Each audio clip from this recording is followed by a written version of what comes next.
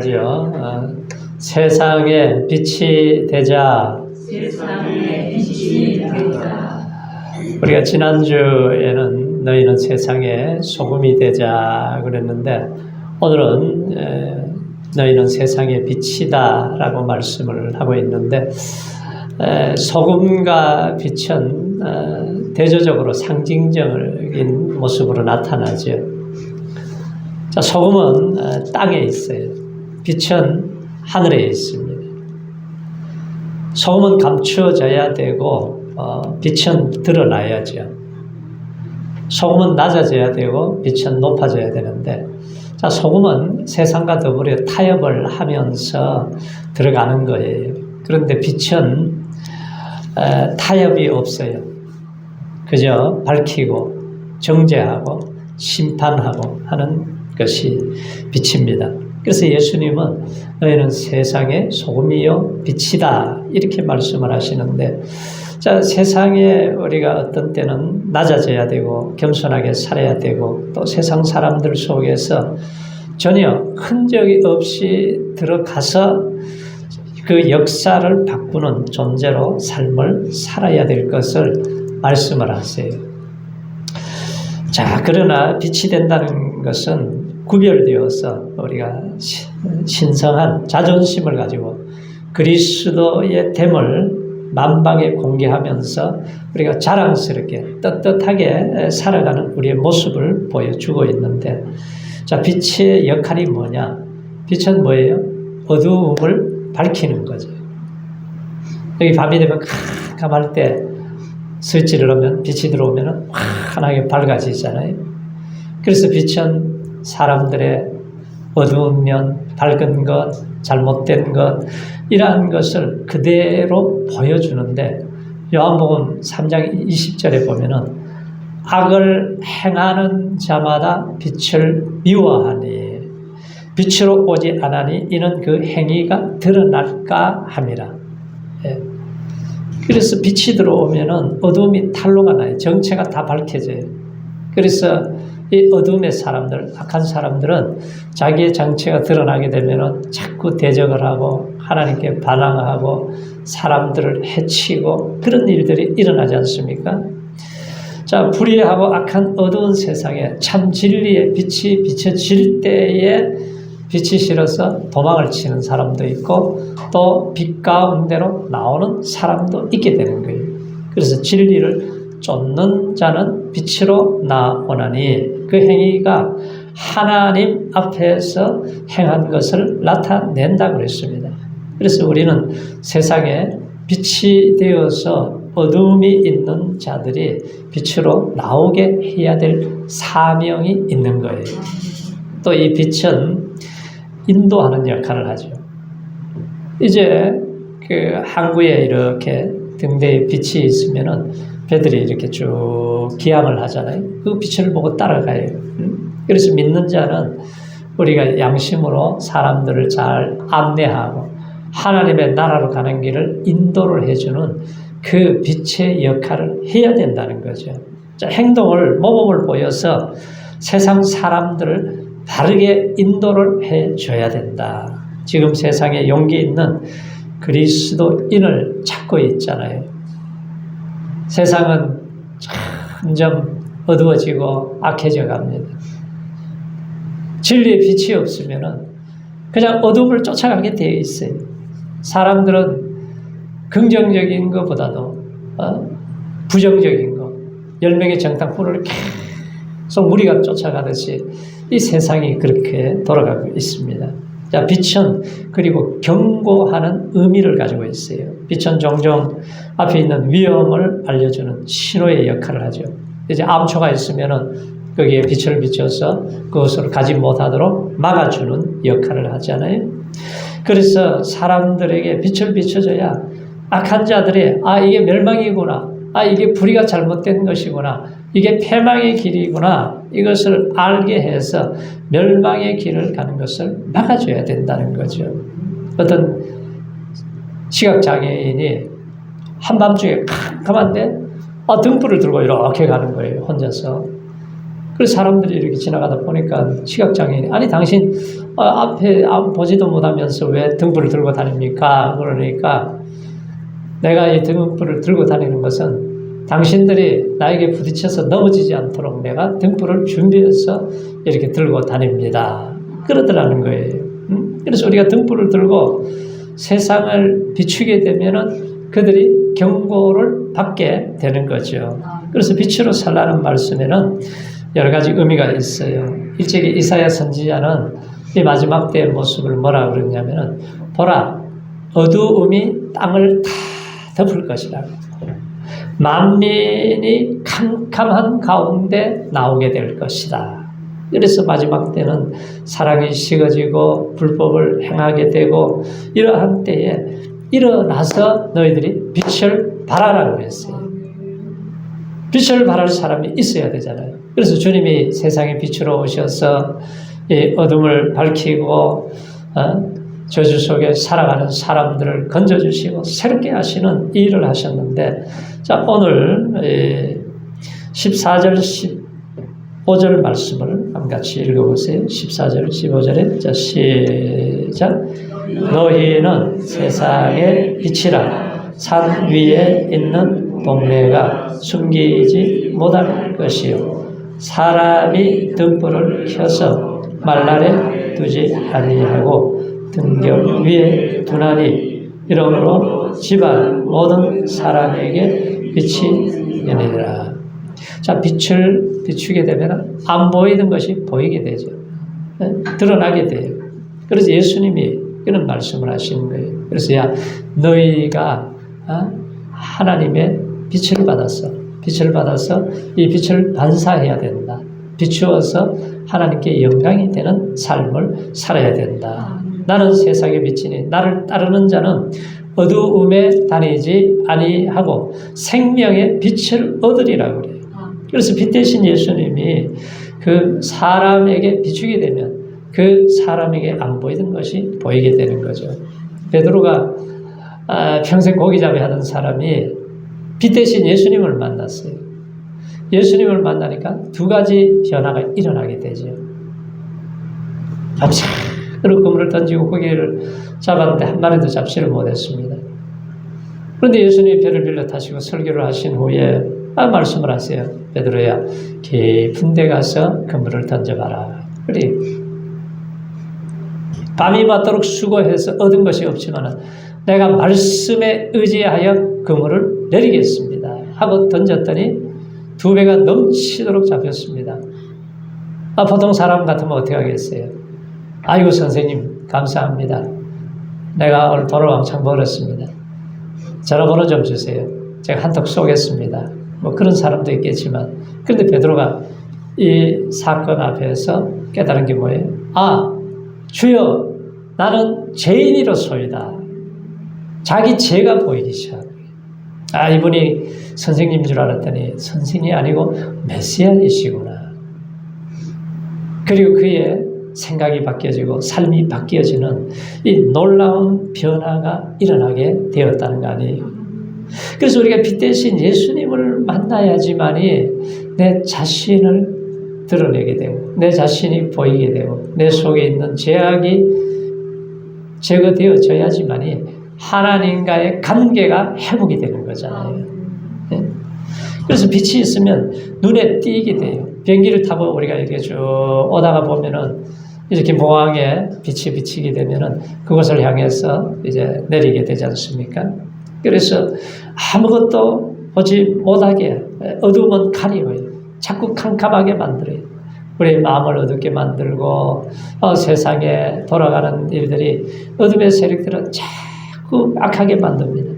그런데 예수님이 오시면은 그 세상에 너희는 빛이다. 산동네 위에 있는 동네에 숨기지 못할 것이다. 등불이 위에다 두어서 다 밝게 해서 환하게 만들어준다는 거예요. 그래서 우리가 어떻게 살아야 되느냐. 자, 16절을 보세요. 16절에 시작.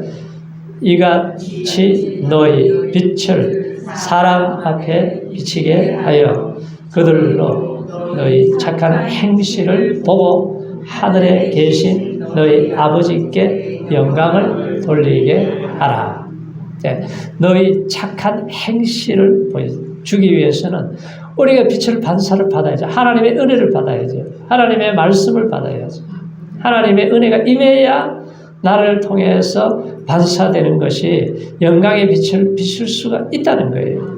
이스라엘에 있는 동네는 산 위에 있잖아요. 지중해 바람을 맞아 사는 나라인데 예루살렘은 한 850m 산 위에 세워진 동네예요. 아직도 산 밑에 집이 없는데 그 밑에는 기드론 시내 골짜기, 흰놈의 골짜기가 있는데 자 빛은 눈에 띄게 되지 않습니까?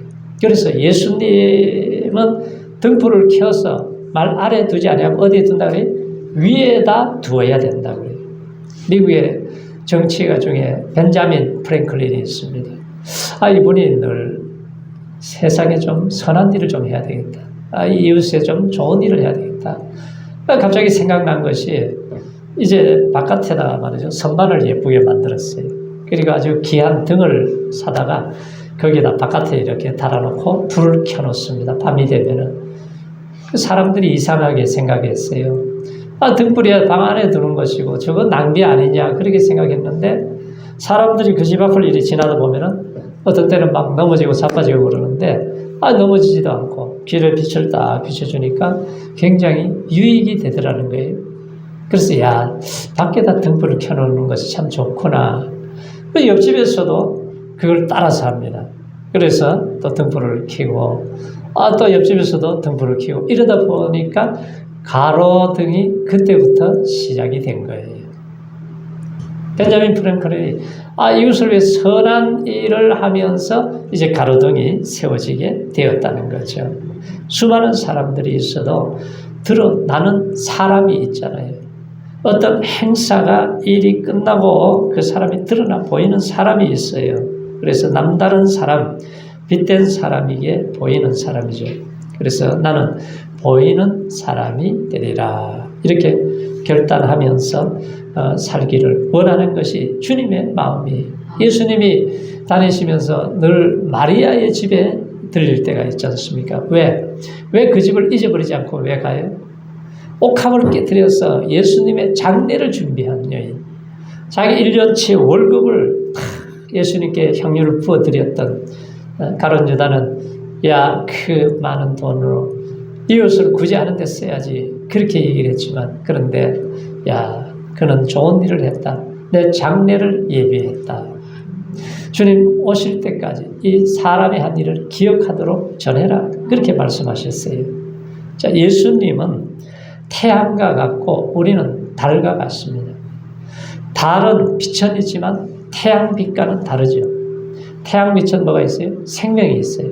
살리는 생명의 역사가 있어요. 달빛은 어둠을 비추지만 살리는 역사는 없습니다. 생명이 없어요. 달빛으로 농사를 지을 수 있나요? 달빛으로 고추 농사가 됩니까? 안 돼요. 그런데 햇빛은 농사를 짓고 우리를 살려주는 그리스도의 빛만이 우리의 생명이 되고 우리의 찬빛은 예수님의 빛입니다. 그래서 이 빛을 받아서 세상에 비출 때에 너희 착한 행실을 보고 영감을 돌리게 하라 그래요.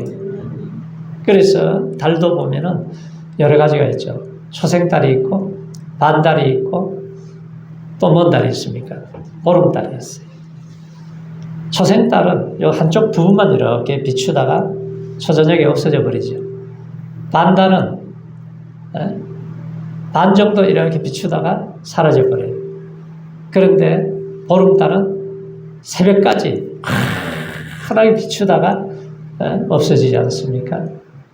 그래서 우리 신앙생활도 비슷해요. 초생달 신자는 찬송 부를 때는 빛이 반짝하다가 밖에 나가면 꺼져버리는 거예요. 그러니까 신자인지 불신자인지 잘 구별이 안 되죠. 반달 신자도 그래요. 반쯤은 은혜를 받았다가 어떻게 보면은 신자 같은데 또 어떨 때 보면은 신자가 아닌 것 같아요. 그래서 우리가 은혜를 수시로 받아야 되는데 이게 반쪽만 받으니까 왔다 갔다 그럽니다. 그런데 보름달은 어때요? 언제나 은혜가 충만하죠. 이 태양빛으로부터 받은 빛이 전혀 가리지 않고 그대로 이것이 반사되기 때문에. 그래서 우리는 내가 지금 초생달 신자인지 반달 신자인지 보름달인지 한번 잘 생각을 해보세요. 나는 어디로 가는 것 같아요? 이제 우리는 세상에 빛이 되기 위해서는 참빛인 예수님의 빛을 받아야 되는 거예요. 우리가 예배 시간마다 하나님의 은혜를 받아야 됩니다. 이 은혜를 받아야 우리가 일주일을 살아갈 수 있는 힘이 생기는 거예요.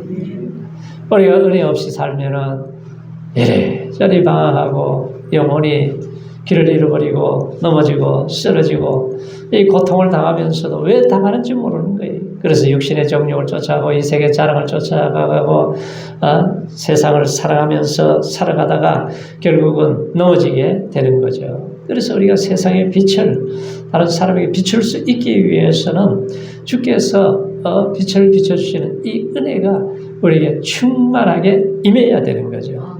우리가 성령으로 충만해야 가정에서도 직장에서도 일터에서도 어디에서도 우리가 보름달같이 세상을 비춰주는 힘이 될 줄로 믿습니다. 그리고 빛은 생명이에요. 생명. 빛이 있는 곳에 생명이 있어요. 제주도 만장굴이나 저 울진에 가면 성류굴이 있잖아요. 근데 제가 그런 곳에 가보면은 그 캄캄한데 한 줄기 빛이 들어오는 곳이 있어요. 이렇게 빛이 들어오는 곳에 보면은 파란 싹들이 말이죠. 이렇게 납니다. 빛이 없는 곳에 다 죽어 있어요. 그러니까 이 빛이라고 하는 것은 한 줄기 빛이 바로 생명의 빛이 되는 거죠. 빛이 있는 곳에는 꿈틀거려요. 어둠은 죽음입니다. 물고기도 죽은 물고기는 어떻게 물고기는 그냥 떠내려가요. 그런데 살아있는 물고기는 헤엄을 치고 연어 같은 경우에는 그 폭포수를 치고 올라가는 힘이 대단하잖아요. 그래서 우리 속에 예수의 생명이 충만해야 되는 거예요. 예수의 은혜가 충만해야 돼요. 살아있는 물고기처럼 우리의 생각이 살아있는 생각으로 바뀌어져야 됩니다. 세계에서 제일 높은 산이 무슨 산이에요? 예?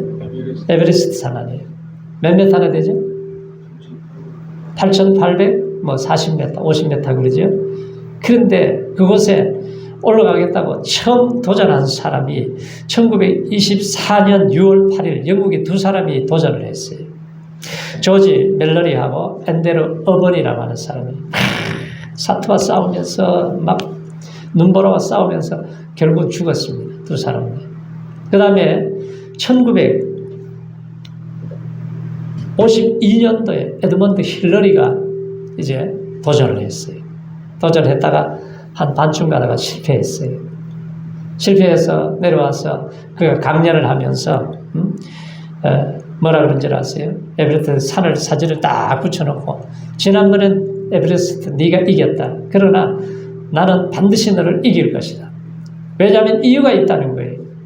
너는 잘하지 못하지만 나는 계속 성장하고 나는 계속 잘하게 될 것이다.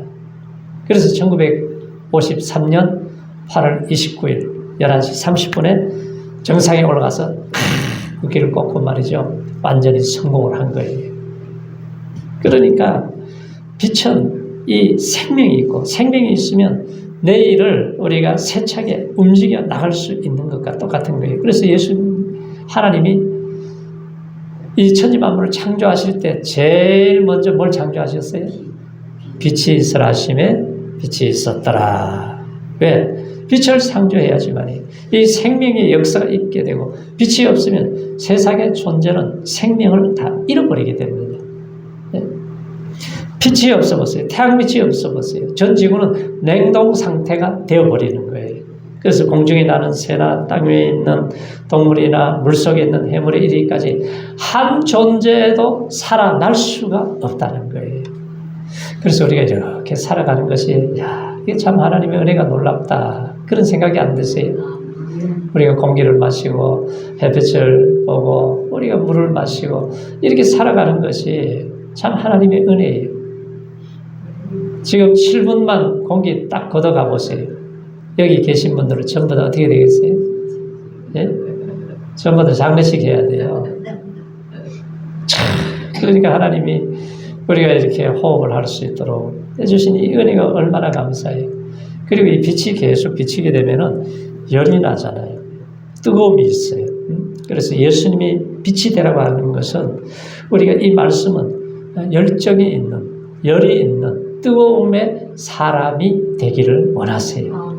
냉랭한 것은 사람들이 시체를 만지면 차갑잖아요. 죽어가는 사람은 차가워져. 점점 차가워지고.